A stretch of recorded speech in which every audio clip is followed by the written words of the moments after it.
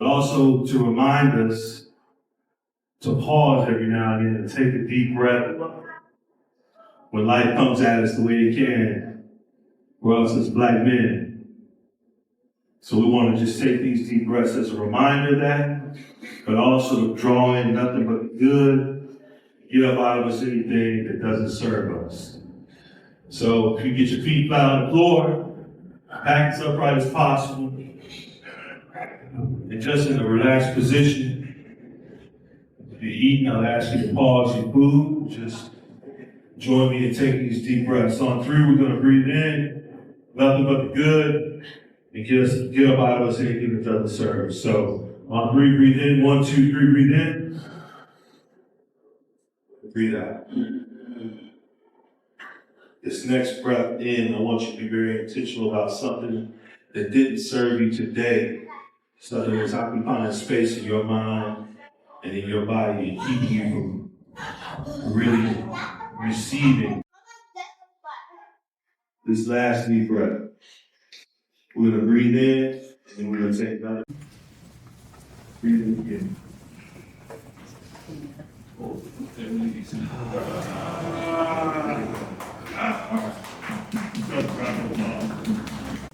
So the benefit of the young people in the room of doing libation is to tie today with reverence for our people who came before us.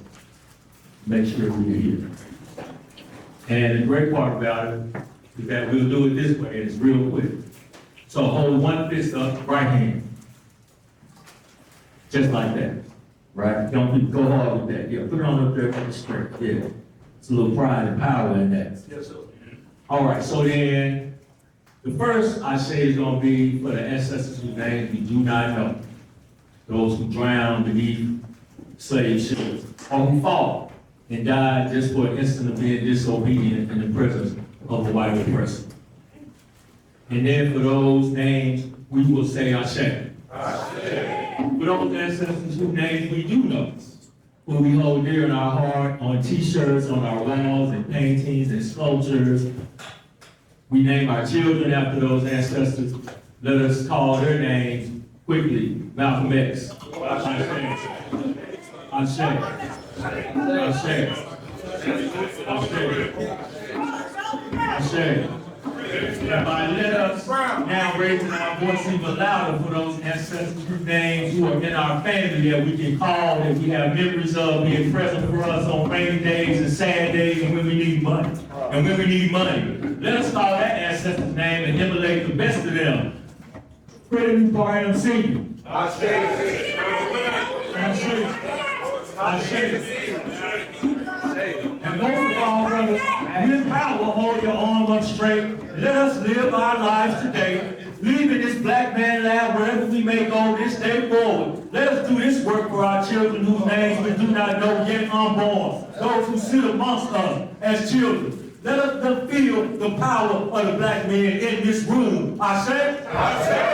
Ashe! Ashe! Ashe!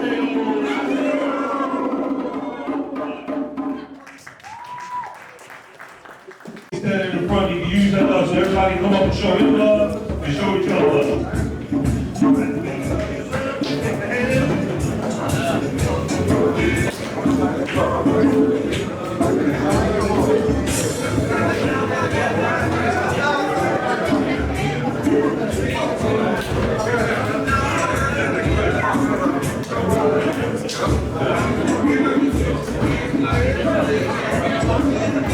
So if you can get your name, what you do, you're in school, you're working, you're looking for work.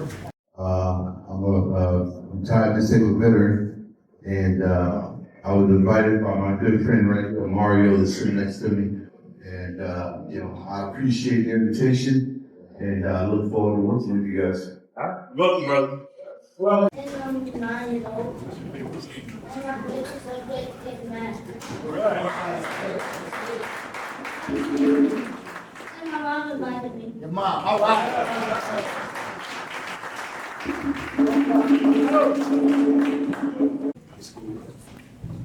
Kid. I'm in the band. All right. I'm going to Mama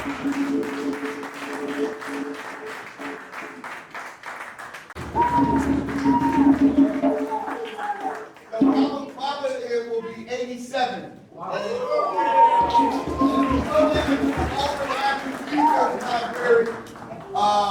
You'll see some of his photographs. He has taken some of the most iconic family photos of folks in Atlanta.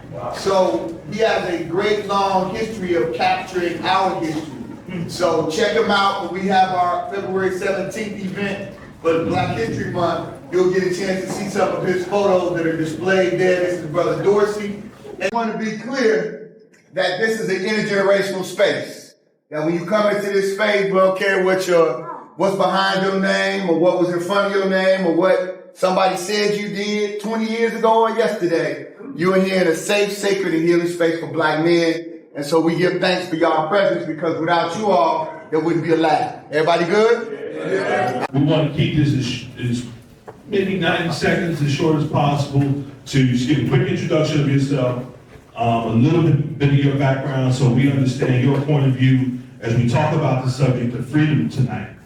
Obviously, the subject of freedom has a bunch of different iterations around it, so we want to be able to have some conversation and different perspectives on it. So if you guys give a quick introduction of yourself, we'd appreciate it. We start here. I'm an athlete, college basketball, and shortly. And recently ordained, y'all, at Hillside International Truth Center.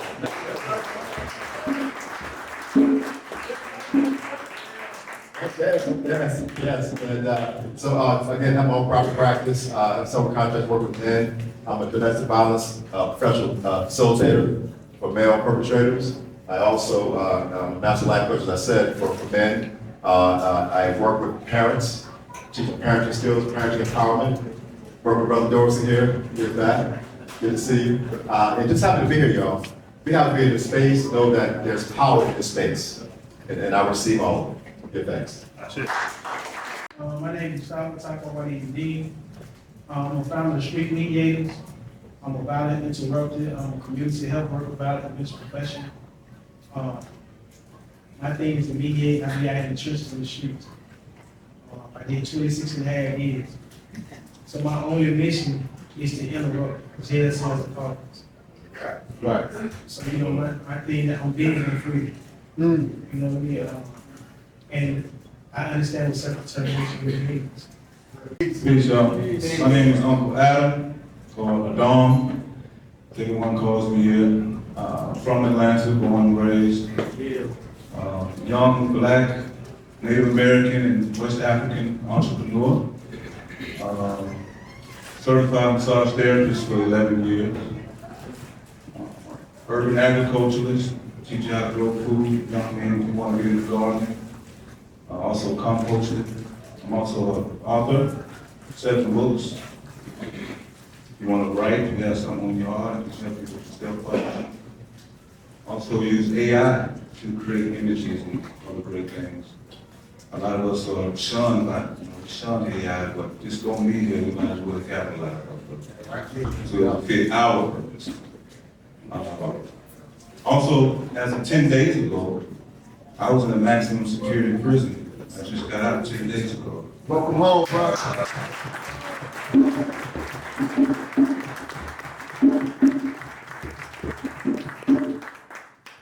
got an invitation. The theme was freedom. So I give thanks for the ability to share. I look forward to sharing. Thank you. Physical, mental, spiritual, economic. Give us your minute and a half, 2 minutes on just so that we can open it up for some conversation. But we want to hear y'all's understanding and philosophy in any of those spaces around freedom. If you work in one area more than another, speak on that. If you want to touch all of them, do that. But I know it's gonna be hard in 2 minutes, but that's what we do. Right, so freedom is right here. And so it's the intersection between my head and my heart and my head. That is the intersection of your freedom. That's where you'll find it. Not on the outside, it's on the inside. So as a psychologist, a transpersonal psychologist, that is a merging of spirituality and clinical. You understand? So everything is spiritual at its essence. So we are spiritual beings, have this human experience. And so when you learn that who you are, when I say I am, there's power to that word. And an understanding of what that means to you. Because everything else does not matter. It's how you see yourself as a man, as young men, is what matters. And so I will say briefly that from the head to the heart, get the understanding of what that is. Know your history. Know your history. Now you see I wear this sweatshirt that says king. We realize that we're all kings. The misinformation has taught us something else. We're talking pre-slavery, not post-slavery. To get a really understanding of who you are and know what freedom is, right? And so I'll end this. Incarceration starts in the mind before the bars show up. So be mindful and pay attention and be a good active listener, right? And be a knowledge seeker. That's where you find the freedom in knowledge. Okay, appreciate it. But finding your purpose is the first job in being free. In doing that, just like Father said, you have to study and know your history. I work with young men over at Morehouse College, and the first and most important assignment that I give them, that we give them, is to write your cultural autobiography, to write your story in relation to your people. And it's through that relationship that you will find your purpose. And that's something that all of us can do, and all of us as men should actually be doing. I'm glad you said, brother, that Brother Adam, that you encourage people to write. We all need to be writing. They say that black women aren't good at math. We struggle with writing and expressing ourselves in writing, and in being patient in reading. And in doing that, all of those activities, reading, writing, reflecting, and finding your purpose, telling your family story and connecting with that, that's true freedom. Now, that's on the local, that's personal, but then that's global as well. We were disconnected from our family on the African continent. We were disconnected even when we were brought here. We found relatives, we made relatives with Native Americans. And quite often we got disconnected in that. So our job is to reconnect, is to find purpose, is to look inward, but then also to look around us and connect with every place I go, I find family. Every single place I go, I find family. I've lived out in San Diego, visited different parts of Africa, and you find family every single place you go, and that's a part of my purpose. That's a part of my purpose and my freedom. Yeah, speak on that. I define myself as a New African. A New African Muslim. Matter of fact, Dr. Zaki Masai, who was Judge Jackson's cousin, was also a Black Panther Parliament himself. He said, when I was in Quincy, he wrote one down, he said, you must become a revolutionary. He said, you must become a New African instead of a revolutionary. And for years, I pondered on what that was and what that looked like. Then he hit me. There's a difference between liberation and assimilation. A lot of times we confuse the two. A lot of times we think assimilation, we think that because we're allowed to go to grocery stores that we are free, and we are not. Right.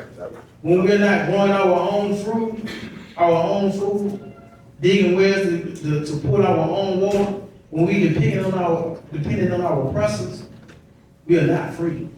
That's assimilation. When you look at Bill Gates and all of them putting certain stuff on food, and you fortunately put in your body, you striving so hard to eat healthy, but all the stuff you talking about eating healthy, you don't grow. Right.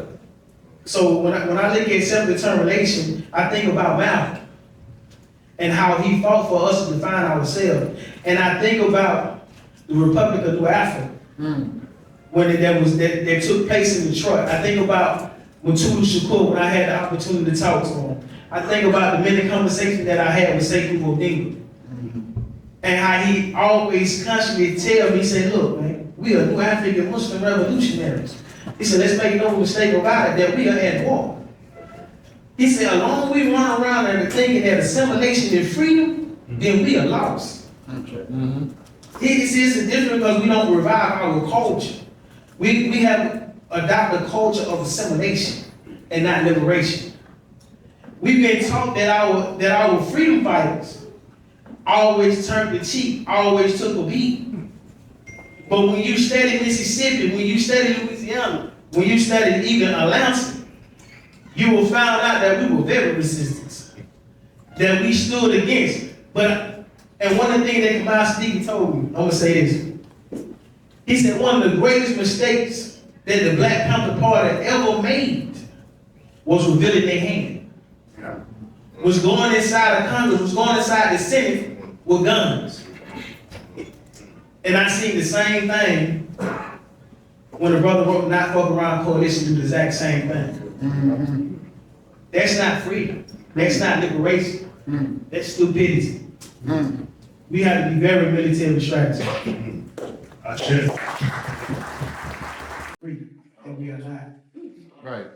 When we're not growing our own food, digging wells to pull our own water, when we depending on our oppressors, we are not free. That's assimilation. When you look at Bill Gates and all them putting certain stuff on food and you fortunately put in your body to become more African in the revolution. And for years I pondered on what that was and what that looked like. Then it hit me. There's a difference between liberation and assimilation. A weak man, give it hard times create strong men. I paraphrase, I heard you say something else, put my attitude, it's good idea, fellas. Sometimes you just gotta go through something. In order to be great, in order to realize how free you really are, and not take it for granted. Sometimes you gotta go through something. Get stronger, wiser. But I feel that the greatest weapon formed against us was fear. Fear framed in us as children. They told them women to call us baby, grown man, 30, 40 years. Come here, baby. We weren't never meant to come up under the skirt. No. We were meant to grow up into a man. Even in religion. Some religions are based on fear. Fear. Keep you in fear and get you. And prison especially, it's riddled with fear. You can have some of the most beautiful brothers. I met some of the most beautiful spirited brothers. But you would never know until you get them to the side, talk to them, and that whole facade should break down. He talks like he's talking, not like how we talk to each other. But in prison, there's so much fear. Fear of violence, fear of, losing your reputation, fear of this, fear of that, officers. The freedom of safety. When you feel safe, that's when you feel free. Safety, comfortable, safe, safety, freedom. You start to express yourself in different ways. One of the people, you know how nervous that used to make me? But when you feel safe, you can express this excellent pattern starts to release. So, safety. Safety.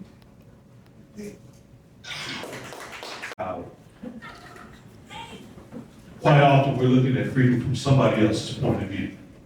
Will we agree with that?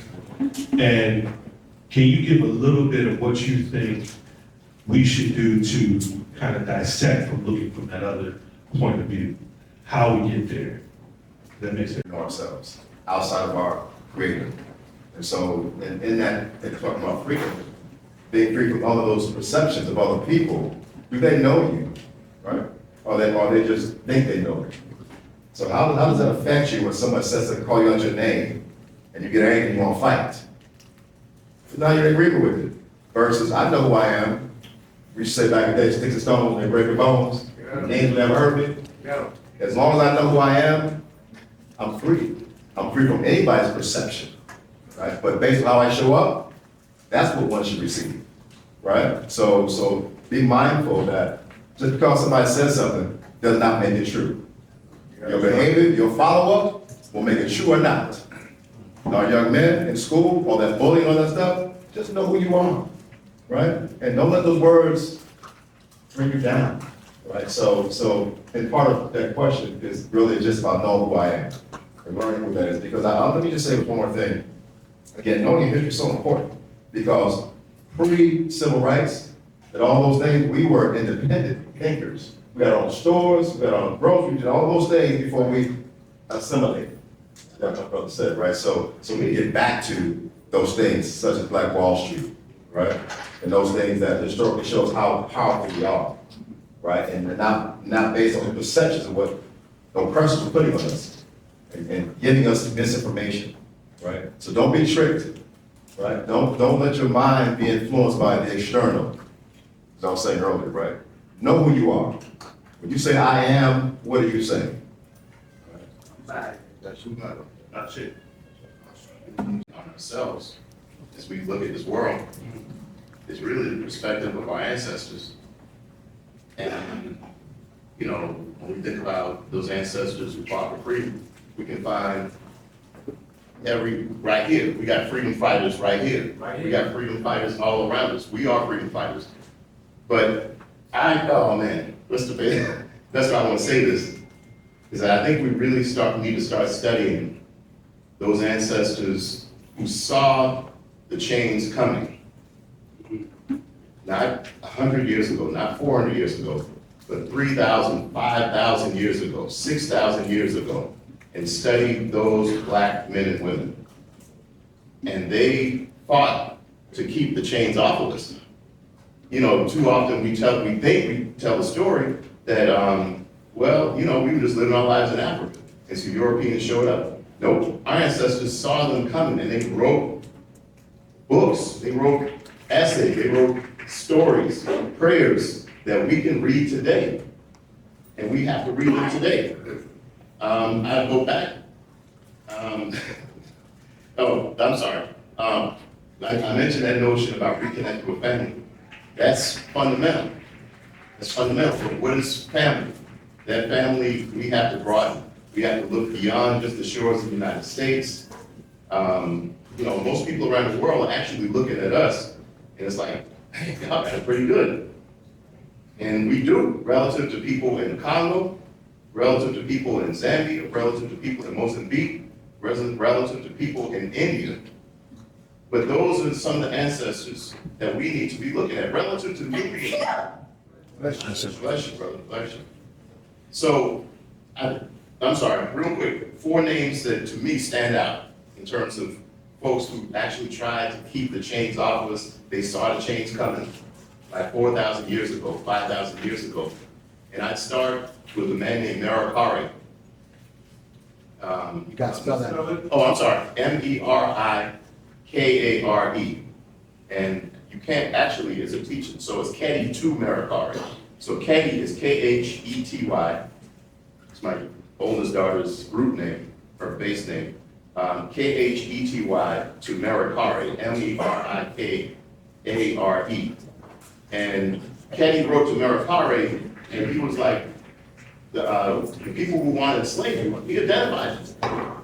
He called them the Hamu.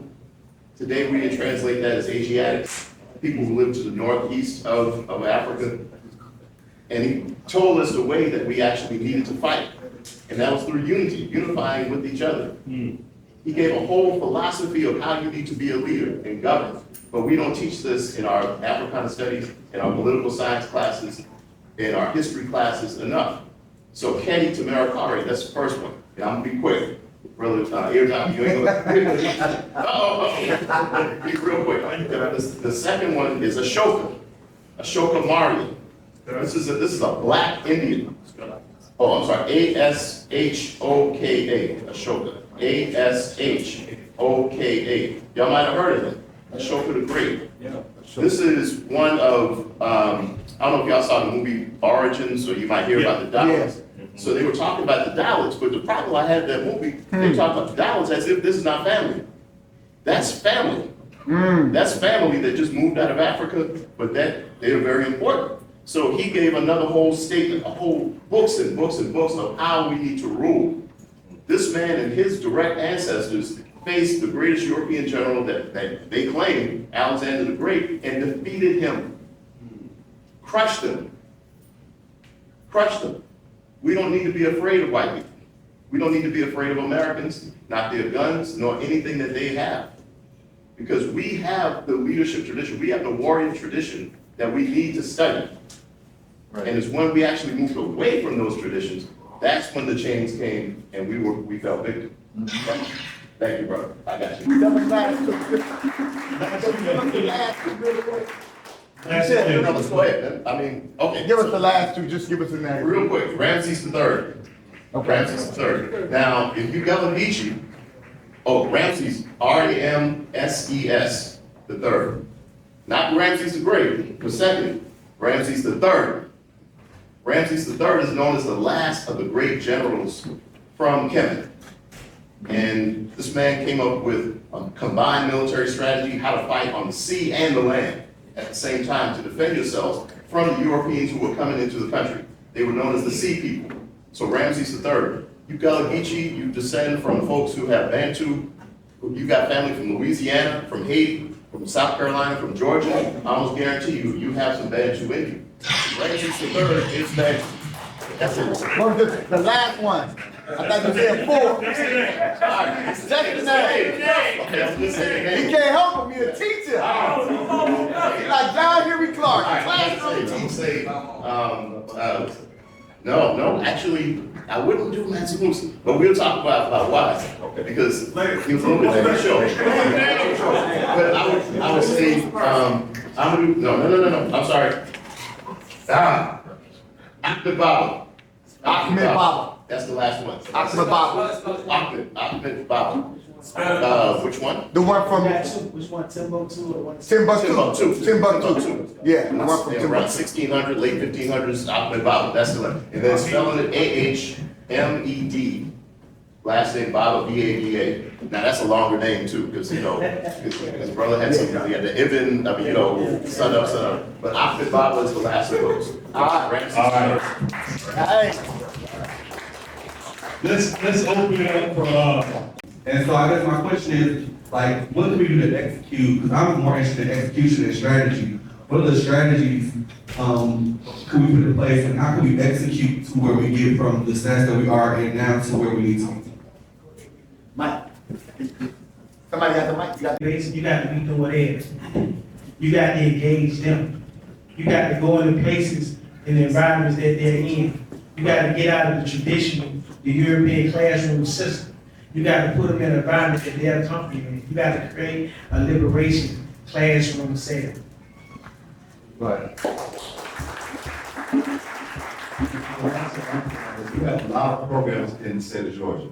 Some cost, some are free, a lot of free programs. So I suggest that we get the word out about programs like the one I'm at, with University of Parents, it's free, right? We talk about representing, teaching the parents to be entrepreneurs, to do other things in terms of how to raise their children, how to be good mothers and fathers, how to build a legacy in their families, so it'll be generational. So we've got to pass the words about this program and stop saying, well, I do a lot of men coming out of incarceration, they come to programs, if they don't get a program, they might go back to what they used to do, right? Thinking they'll do it better. So we got to get the word about what's available to our family, to folks that they come in and get information, be informed, and get resources. What are some daily digestible action steps that everyone, no matter what scale you may be, whether it's the parent who is educated or the one who can't read, that can actually utilize to get us all in that unity mind, how you were saying we are at war and that's something we do need to prepare for. So what are some basic action steps that everybody could apply?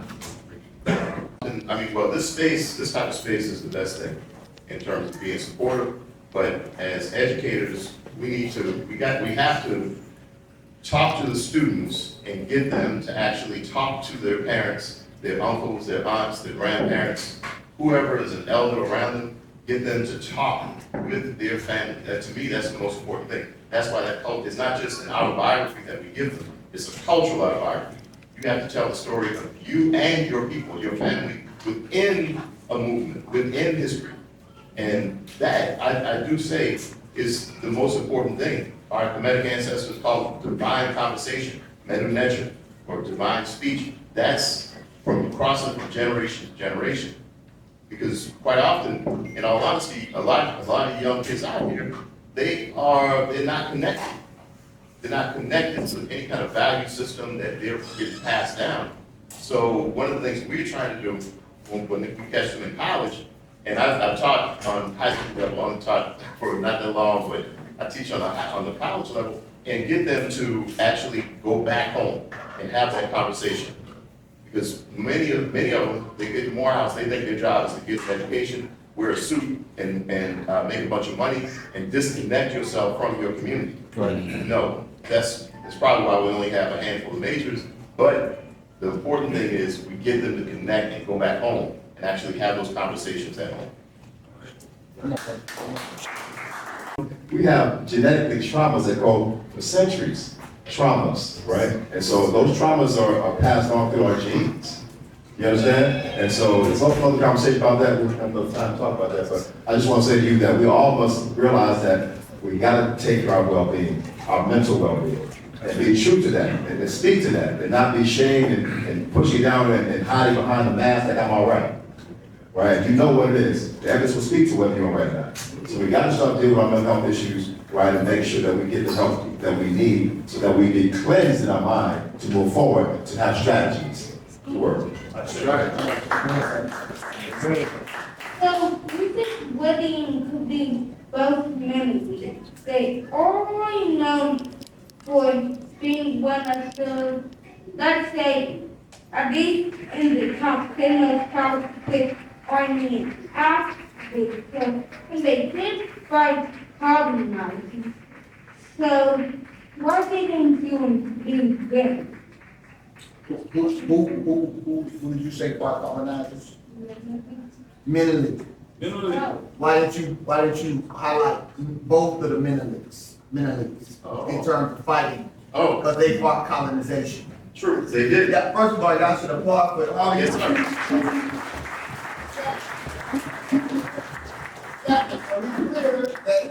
We were fighting, we were resisting. Great question.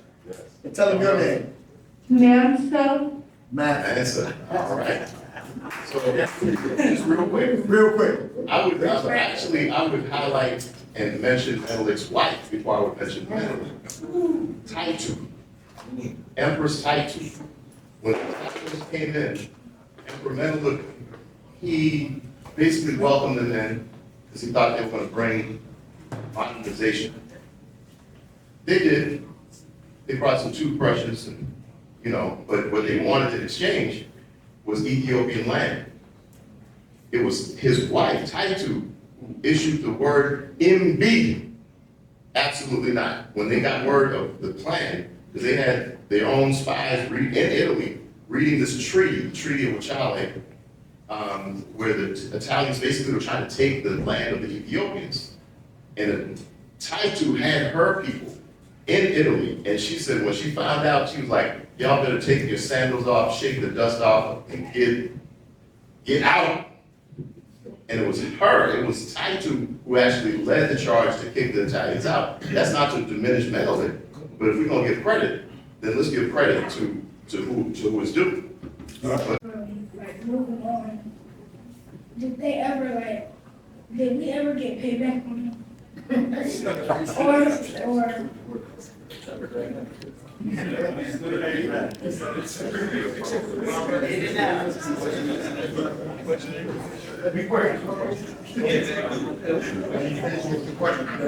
we ever get paid back? yeah, and also, if we did, how come we can't do that now? And that's but they can do that there, and that's not legal. If they were to do what they do there. And also, who are the people trying to stop schools from teaching us black children what our culture is, what our history is?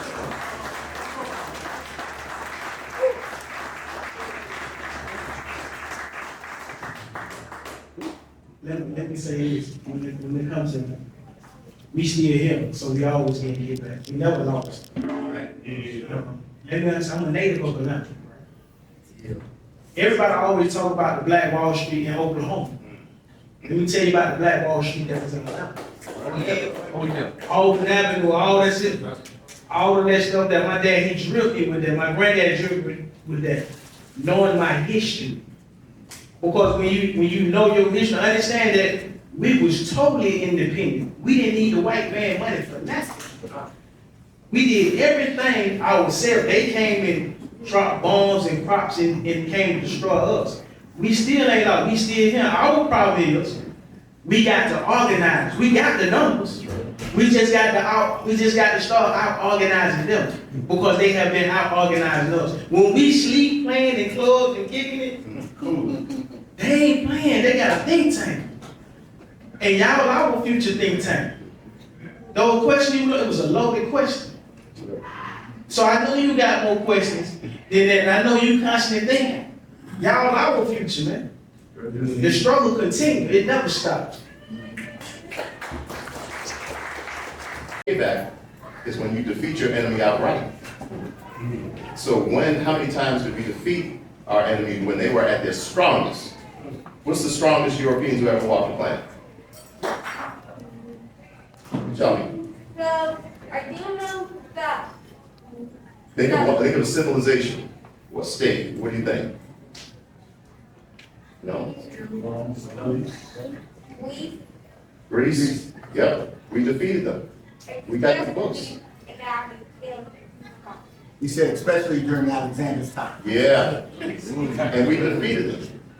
We defeated them. So what we have to do is just actually go back and tell these stories. It's not just stories.